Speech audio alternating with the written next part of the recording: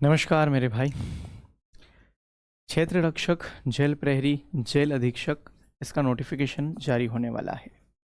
और जैसा कि हम जानते हैं, व्यापम के कैलेंडर में इसके जो टोटल पद बताए गए हैं वो हैं 1426 पद। आज कंप्लीट इसके ऊपर बात करने वाले हैं कि इसकी एज लिमिट क्या रहती है, योग्यता क्या रहती है, इसमें जो हमारा एग्ज़ाम पैटर्न रहता है, जो हमारा एप्टेक पैटर्न, वो क्या रहेगा। इस हिसाब से सर हम हमारी तैयारी को करें, क्योंकि अब हमारे पास समय बहुत कम है और ये हर नोटिफिकेशन कुछ इस प्रकार से ही रिलीज़ करेगा कि बचेंगे आपके 35 दिन, 40 दिन, 45 दिन, और इसी में आपको बेहतरीन रिवीजन करना है, शानदार तैयारी के साथ सिलेक्शन लेना है। एक एक करके बात करते हैं कि क्या कर सकते हैं। समय कम है और पैटर्न जो है ना एग्ज़ाम का, वो थोड़ा बदला हुआ है और इस बदले हुए पैटर्न के साथ हमें तैयारी करनी है। ठीक है, चलिए एक एक करके इसके ऊपर बात कर लेते हैं। सबसे पहली बात तो मैं आपको यही बता दूं कि 2022-23 में जब ये एग्ज़ाम हुआ था तो क्षेत्र रक्षक, वन रक्षक, जेल प्रहरी और जेल अधीक्षक, ये 4 टोटल पोस्ट आई थी। 4 पद पर आप लोगों के एग्ज़ाम हुए थे। लेकिन अब जो 2025-26 जो कैलेंडर में आप लोगों को देखने को मिल रही है एग्ज़ाम, उसमें क्षेत्र रक्षक, जेल प्रहरी और जेल अधीक्षक दिया हुआ है। मतलब अभी कहीं से कहीं तक आप लोगों के इसमें वन रक्षक का कोई भी चर्चा नहीं की गई है कि वन रक्षक आएगा भी या नहीं, या आएगा तो कितने पद पर आएगा। टोटल 1426 पद जो बताए गए हैं वो इनके हैं: क्षेत्र रक्षक, जेल प्रहरी, जेल अधीक्षक। मैं भी ऐसा भी हो सकता है कि एग्ज़ाम में बाद में कुछ दिन बाद जब नोटिफिकेशन आए 2-4 दिन में, तो आप लोगों को उसमें वन रक्षक भी ऐड हो जाए और पोस्ट जो है वो बढ़ भी जाए, इतनी ही रहे और वन रक्षक भी ऐड हो जाए। कुछ भी हो सकता है। नोटिफिकेशन जब 1 या 2 दिन में आ जाएगा तो ये पता चल जाएगा। फिलहाल हम अगर वो आता है या नहीं भी आता है तो भी हमें अपनी तैयारी कैसे करनी है, उसके साथ या उसके बिना सारी बातें करते हैं। देखो, सबसे पहले कुछ क्लियर कर लेते हैं। लास्ट टाइम जब वन रक्षक एग्जाम हुआ था तो 1772 तो इस अकेले वन रक्षक एग्जाम के ही पद थे। इस पद के ही टोटल जो आपकी वैकेंसी आई थी वो 1772 आई थी। इस बार टोटल की एक बात करें तो वो 1426 हो रही है।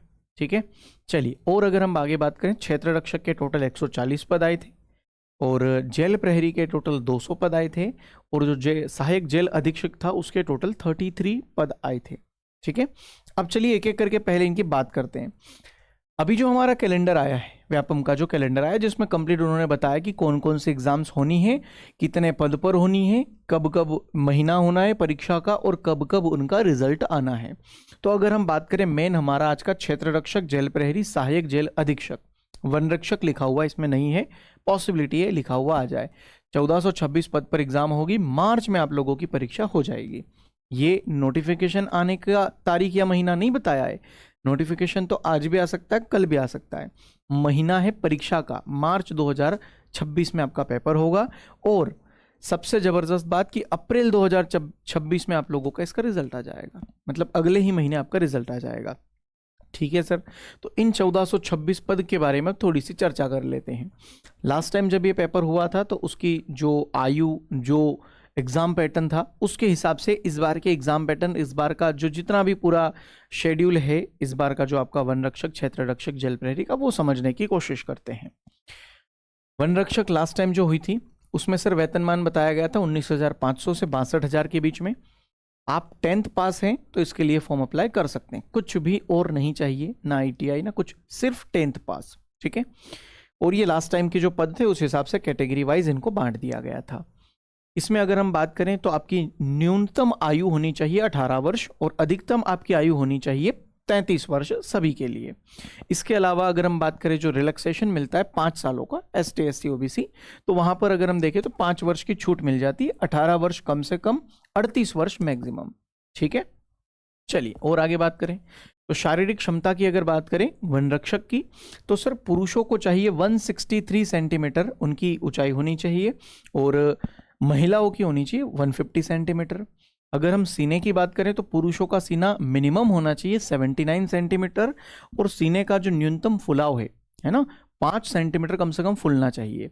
मिनिमम 79 चाहिए और फुलने के बाद सीना आपका 5 सेंटीमीटर एक्स्ट्रा, जितना भी आपका होगा। मान लीजिए आपका अगर 80 सेंटीमीटर सीना न्यूनतम है तो 85 होना चाहिए फुलने के बाद। अगर कम से कम 79 आया तो 84 होना चाहिए फूलने के बाद। 5 सेंटीमीटर आपको फुलाना है कुल मिलाकर। अच्छा, यहाँ पर छूट भी है इसमें कि ST SC वाले जो पुरुष अभ्यर्थी हैं उनके लिए न्यूनतम ऊंचाई में 152 सेंटीमीटर, मतलब उनको 163 सेंटीमीटर नहीं चाहिए, उनको 152 सेंटीमीटर चाहिए हाइट। और महिला अभ्यर्थी के लिए 150 नहीं चाहिए, 145 ही चाहिए। ये छूट मिली हुई है। इसके अलावा अगर कोई नक्सल प्रभावित क्षेत्र है तो वहां पर सीने का जो फुलाव है वहां पर 5 सेंटीमीटर का, जो बिना फुलाए हुए 74 सेंटीमीटर, फुलाने के बाद 79 सेंटीमीटर होना चाहिए। चलिए और आगे बात करें। इसमें होती है पैदल चाल। पैदल चाल मतलब नॉर्मली जो संडे के दिन आप जॉगिंग करते हैं उस टाइप से।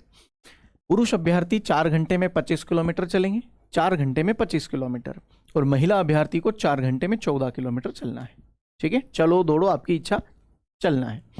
आगे बात करें तो अगला जो हमारा एक पद आया जिसका नाम है क्षेत्र रक्षक, है ना, जिसके लास्ट टाइम पद 140 आए थे। इस बार आजकल में पता चल जाएगा जब नोटिफिकेशन आएगा। 10th पास इसके लिए भी चाहिए, 12th होगा तो भी चलेगा। बहुत सारे लोग कहते हैं सर 10th है, 12th हमारा 12th है सर। अरे भाई, तो 12th तभी हुआ होगा ना जब 10th हुआ होगा। मिनिमम चाहिए आपकी योग्यता कि आप 10th पास होने चाहिए। उसके बाद अगर आपने पढ़ाई छोड़ भी दी है तो भी आपका काम बन जाएगा। ठीक है, कम से कम 19,000 19,500 सैलरी है, मैक्सिमम इसने बताया 62,000। ठीक है, 10वीं पास चाहिए। पुरुषों के लिए वही 163 सेंटीमीटर, सीना 79, फुलाने के बाद 5 सेंटीमीटर फुलना चाहिए। महिलाओं के लिए 150 सेंटीमीटर ऊंचाई। ठीक है, छूट मिलती है ST SC वालों को वही 152 सेंटीमीटर पुरुषों के लिए और महिलाओं के लिए 145 सेंटीमीटर। चलिए और आगे बढ़े। वही 4 घंटे में 25 किलोमीटर पैदल चलना पुरुषों को है, महिलाओं को 4 घंटे में 14 किलोमीटर चलना पैदल है। आगे अगर हम जेल प्रहरी की बात करें, अभी हमने किसकी बात की थी सर? क्षेत्र रक्षक की ना, ये बात हुई आपकी क्षेत्र रक्षक की। अब बारी आती है जेल प्रहरी की। ये भी आपकी 10th बेस एग्जाम है, मतलब इसमें 3 पद तो ऐसे बता दिए मैंने आपको जो सिर्फ आप अगर 10th पास आउट हैं तो आप इसके लिए फॉर्म भर सकते हैं। ठीक है, जैसे कि ये आपका देख लीजिए जेल प्रहरी, इसके टोटल लास्ट टाइम पद आए थे 200। 10वीं पास है तो फॉर्म अप्लाई कर सकते हैं। वही पुरुष अभ्यर्थी के लिए 165 सेंटीमीटर ऊंचाई चाहिए, महिला के लिए 158 सेंटीमीटर चाहिए। सीना बिना फुलाए 83 होना चाहिए। यहाँ पर फुलाने का कोई कामकाज नहीं है, बिना फुलाए आपका 83 है तो ठीक है। ठीक है, और अगर हम आगे बात करें, यहाँ भी 10वीं पास चाहिए आपको। अच्छा, इसके लिए आप लोगों का जो शारीरिक दक्षता है ना, जिसे हम कहते हैं शारीरिक प्रवणता टेस्ट, उसके बारे में अगर बात करें तो अभ्यर्थी को 800 मीटर की दौड़ होगी सर। पुरुष अभ्यर्थी 2 मिनट 50 सेकेंड मिनिमम है, 800 मीटर आपको निकालना है। महिला के लिए 4 मिनट का समय दिया गया है, इसमें आपको ये 800 मीटर की दौड़ निकालना है। और भूतपूर्व सैनिक या होमगार्ड अगर हैं आप तो 3 मिनट 15 सेकेंड में आपको ये दौड़ पूरी करनी है। गोला फेंकने की बारी आती है तो पुरुष के लिए 20 फीट, गोले का वजन रहेगा 7.2 किलोग्राम। महिला के लिए 16 फीट फेंकना है, गोले का वजन रहेगा 4 किलोग्राम। और भूतपूर्व सैनिक एवं होमगार्ड के लिए 15 फीट फेंकना है, गोले का वजन किलोग्राम बताया नहीं है, लेकिन हो सकता है यहाँ पर इन दोनों में से कोई एक हो। ठीक है, अगर आपने दौड़ ही क्वालिफाई नहीं की ना तो आगे आपको लिया ही नहीं जाएगा, आप वहीं पर क्वालिफाई नहीं माने जाएंगे। ठीक है, ऐसा लिखा गया है। और गोला फेंक के लिए आपको 3 अवसर मिलेंगे, मतलब एक बार में अगर गोला नहीं फेंक पाए तो फिर 2 अवसर आपको एक्स्ट्रा भी मिलते हैं। रनिंग में ऐसा नहीं है, रनिंग में एक ही अवसर मिलेगा। अगला हमारा जो पद आता है वो है सहायक जेल अधीक्षक का। बहुत ही शानदार टॉप लेवल की आपकी ये पद होता है, ये एग्जाम होती है। स्नातक पास, मतलब अगर आपका ग्रेजुएशन है तो आप इसमें अप्लाई कर सकते हैं। ठीक है, अभी जब नोटिफिकेशन आ जाएगा तो और पता चल जाएगा कि अगर कोई ग्रेजुएशन चल रहा है लास्ट ईयर तो वो फॉर्म भर सकते हैं कि नहीं भर सकते हैं। आगे बात करते हैं। इसमें अगर हम शारीरिक मापदंड की बात करें तो पुरुष अभ्यर्थी के लिए 168, सीना बिना फुलाए 84, फुलाने के बाद 89 चाहिए। महिला अभ्यर्थी के लिए 155 सेंटीमीटर हाइट होनी चाहिए। ठीक है सर, और आगे बढ़ते हैं। 800 मीटर दौड़ पुरुष के लिए 2 मिनट 40 सेकेंड में, एक अवसर लिखा है।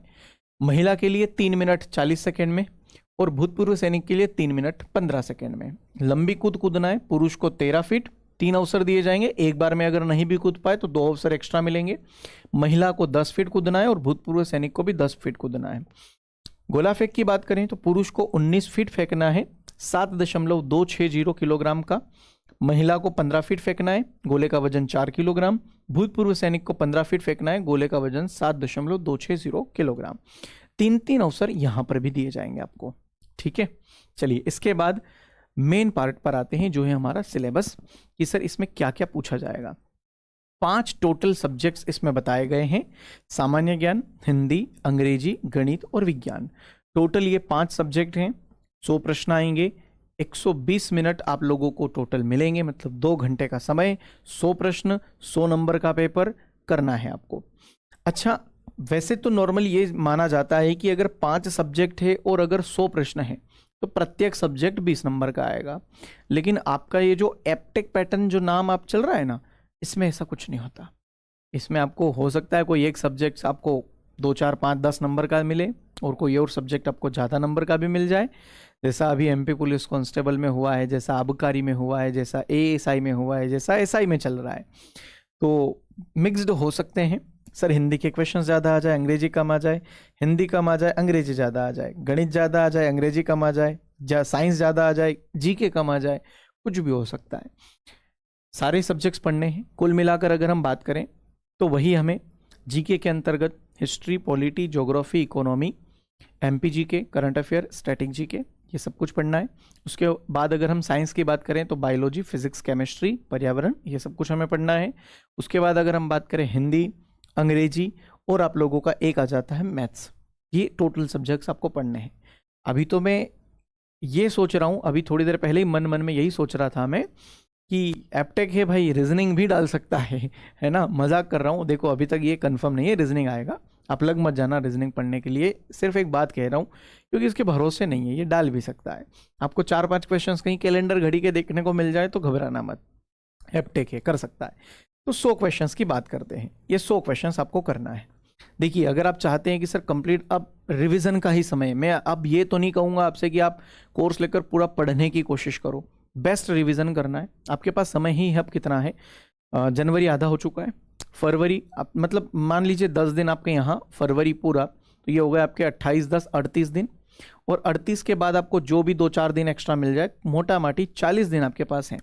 इन 40 डेज में आप लोगों की तैयारी अगर आपको करनी है तो वही है मोटा माटी रिवीजन, बेहतरीन प्रैक्टिस, यही आपकी काम आएगा।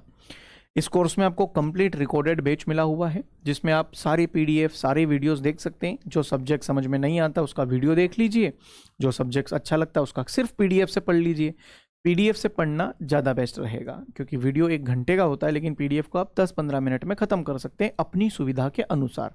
ठीक है, तो पढ़ सकते हैं, कंप्लीट तैयारी कर सकते हैं। दूसरी बात, यूट्यूब पर बहुत जल्द परफेक्शन एकेडमी की टीम आएगी और आप लोगों को शानदार प्रैक्टिस करवाएगी जैसी पिछली कुछ एग्जाम्स में आप लोगों को मिली है। और एप्टेक पैटर्न के अकॉर्डिंग ही पढ़ना है मेरे भाई, आप साधारण और आसान चीज़ों के पीछे मत भागिएगा। सिलेक्शन लेना है ना तो आप गहराई में जाइएगा, क्योंकि अगर आप देखेंगे ना तो एप्टेक जो क्वेश्चंस पूछता है वो गहराई से पूछता है। एप्टेक क्वेश्चंस पूछता है कॉन्सेप्ट से, तो जब तक कॉन्सेप्ट गहराई अंदर तक नहीं जाओगे तब तक आपका जीके हो गया, साइंस हो गया, हिंदी हो गया, अंग्रेजी हो गया या फिर गणित हो गया, इनमें आप स्कोर बहुत अच्छा नहीं कर पाओगे। तो जितना हो सके उतना फाउंडेशन चीज़ें जो होती है ना वहाँ से पढ़ने की कोशिश करें। जितना डीप में जाओगे उतना फ़ायदेमंद है। उन टॉपिक को पहले ख़त्म करो जो आप लोगों के अभी एप्टेक पूछ रहा है।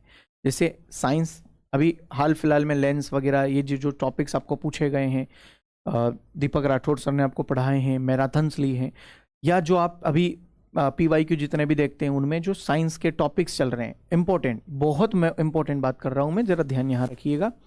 जो टॉपिक अभी एप्टेक पैटर्न में साइंस के पूछे जा रहे हैं उन पर फोकस ज़्यादा करो आप। उसके बाद अगर हम मैथ्स की बात करें तो मैथ्स के कुछ गिने चुने टॉपिक हैं, 10, 12, 15 टॉपिक, उनके थोड़ा सा ज़्यादा फोकस करिए आप। उसके बाद अगर हम बात करें तो हिंदी अभी आप लोगों का पूछा जा रहा है MPSI में। जैसे इसका पेपर होगा अगले ही दिन आप लोगों को इसकी सभी आंसर की, आप सभी लोगों का अगर पेपर हुआ है तो आप सब लोग हमें सेंड करेंगे, हम उसको कंबाइन करके एक ही आंसर की आप लोगों को पूरी आपको शेयर कर देंगे। तो आप उसके हिंदी को देखिएगा, उसकी इंग्लिश को देखिएगा, है ना, और उसके जीके को देखिएगा। आपको मोटा माटी दिमाग में ये पता चल जाएगा कि आगामी एग्जाम में हमें किस लेवल तक जाना है, कहाँ तक पढ़ना है और किस हिसाब से हमें किस किस टॉपिक, किस किस जो सब्जेक्ट्स का मटेरियल है उसको उठाना है।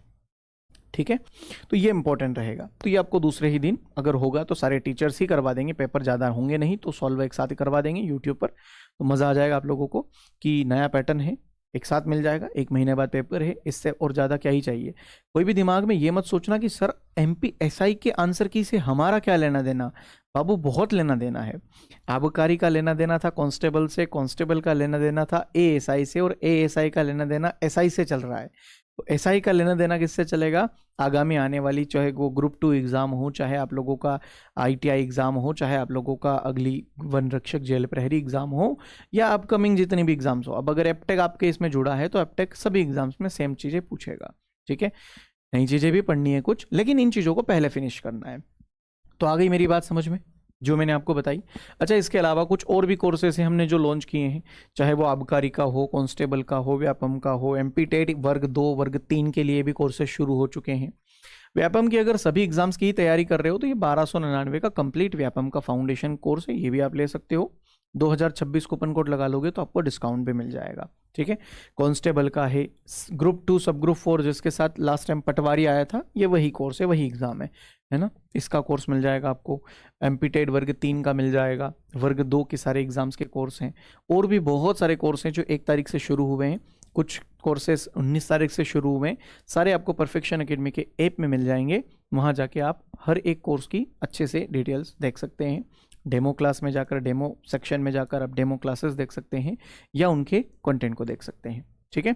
चलिए, बाकी चीज़ें अगर कोई रह गई हो तो आप कमेंट कर दीजिएगा।